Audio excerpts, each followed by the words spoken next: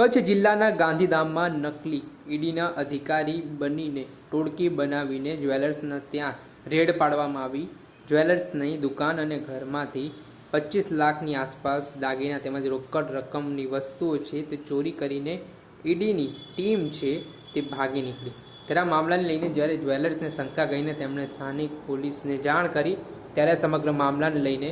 ચોંકાવનારા ખુલાસા થયા। બનાવની વિગતે વાત કરીએ તો આજથી 2 ડિસેમ્બરની આસપાસ એક 11:30 વાગ્યાની આસપાસ કચ્છ જિલ્લાના ગાંધીધામમાં રાધિકા જ્વેલર્સ નામની દુકાન છે ત્યાં 3 ગાડીમાં કેટલાક માણસો ત્રાટકે છે। ત્યારબાદ તેઓ ઈડીનું કાર્ડ બતાવીને જણાવે છે કે અમને અહીંયા માહિતી મળી છે કે તમારા ત્યાં બેહિસાબી વ્યવહારો થાય છે। આ માહિતી મળ્યા બાદ આ ઈડીના જે નકલી અધિકારીઓ છે તેઓ દ્વારા તપાસનો દોડ કરવામાં આવે છે, સર્ચ ઓપરેશન હાથ ધરવામાં આવે છે। એટલું જ નહીં, આ જે ફરિયાદી છે તેમના દુકાનમાં તપાસ કર્યા બાદ આ આરોપીઓ છે તે ફરિયાદીના ઘરે પણ સર્ચ ઓપરેશન કરવું પડશે તે પ્રકારનું કહીને આરોપીના ઘરે પણ જાય છે ને ત્યાં સર્ચ ઓપરેશન દરમિયાન જે ફરિયાદી છે તેમના ઘરની તલાશી લેતા સોનાના બિસ્કિટ, પેન્ડલ અને રોકડ રકમની વસ્તુઓ છે તે આ ઈડીના નકલી અધિકારી અને કર્મચારી બનેલા લોકો છે તે ચોરી કરીને નાસી જાય છે ને ત્યારબાદ એટલું જ નહીં, જે ફરિયાદી છે તેમના પિતરાઈ ભાઈ અને સગા ભાઈના ત્યાં પણ ચેકિંગ કરવી પડશે તે પ્રકારનું કહીને દબાણ ઊભું કરે છે અને ચેકિંગનો દોડ કરવામાં આવે છે।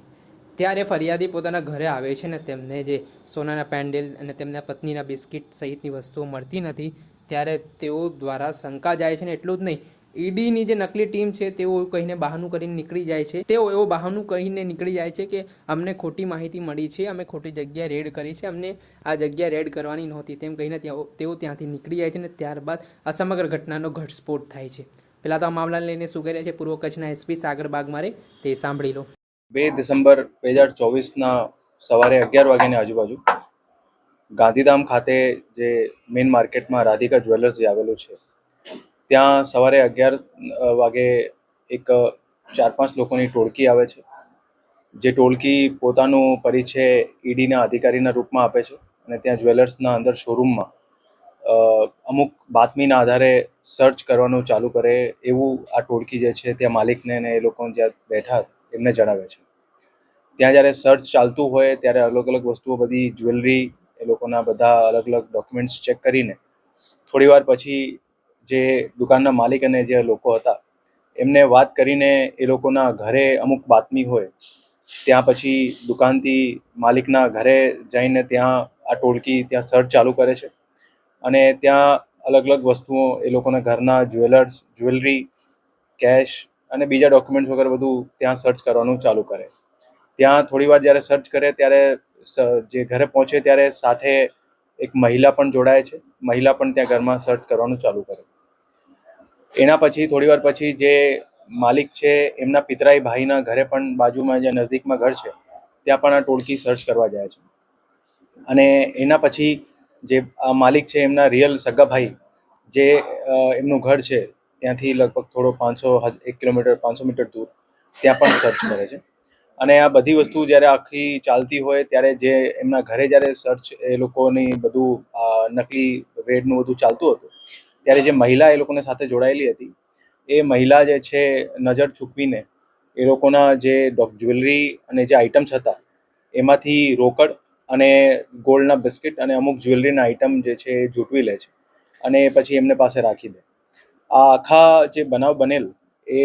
ત્યાં અહીંયા ગાંધીધામ શહેર વિસ્તારમાં સવારે 11થી બપોરે 2 વાગ્યાની આજુબાજુ બનેલ, જેમાં પછી જ્યારે એ લોકો નીકળવાની તૈયારી હતી ત્યારે જેના ઘરે અને જે દુકાને જે સર્ચ કરેલ એમાં એ લોકોને એવું જણાવેલ કે અમારી બાતમી જે છે ખોટી હતી અને અહીંયા અમારે સર્ચ કરવાનું નથી, અમારાથી ગલતી થઈ ગઈ અને કોઈ બીજી જગ્યાએ સર્ચ કરવાનું હતું અને જે માલ અમારે લેવાનો હતો એ મળ્યો નથી। પછી જ્યારે એ લોકો બધા નીકળી જાય છે જે મેઇન માલિક છે એ બધું પોતાનો સ્ટોક ટેલી કરતા હોય અને જ્યારે સ્ટોક ટેલી કરે ત્યારે એમને ખબર પડે કે અમુક વસ્તુઓ એમને પાસેથી મિસિંગ છે અને પછી જે છે સાંજના સમયમાં એ લોકો એસપી ઓફિસ આવે છે અને અહીંયા જાણ કરે છે કે અમારે ઘરે જે છે અને અમારી દુકાને ઈડીની એક નકલી ટીમ આવેલ હતી અને નકલી અધિકારી બનેલ બધા આવેલા હતા અને એક રેડ ટાઈપનું બધું એક જે છે નાટક કરેલ છે। તાત્કાલિક આ હતા પૂર્વ કચ્છના એસપી સાગર બાગમારે. તેમણે જણાવ્યું છે કે જેવી રીતે સ્થાનિક પોલીસ અને એલસીબીની ટીમે આ સમગ્ર ઓપરેશન પાર પાડવા અને જે નકલી ઈડીના બનેલા જે કર્મચારીઓ અને અધિકારીઓ છે તેમને પકડવા માટે અલગ અલગ ટીમો બનાવવામાં આવી હતી. ટેકનિકલ એનાલિસિસ અને હ્યુમન ઇન્ટેલિજન્સના આધારે આજે કચ્છ જિલ્લામાં સક્રિય થયેલી નકલી ઈડીની ટીમ છે, ટોળકી છે, તેને પકડી પાડવા માટે ગણતરીના કલાકોમાં ઓપરેશન પાર પાડવામાં આવ્યું છે અને વેપારીની એક શંકાના કારણે આ નકલી ઈડીનો ભાંડો પણ ફૂટ્યો છે. દર્શક મિત્રો, એન કવરેજ ન્યૂઝને આપ લાઇક કરો, સબસ્ક્રાઇબ કરો અને શેર કરવાનું ભૂલતા નહીં.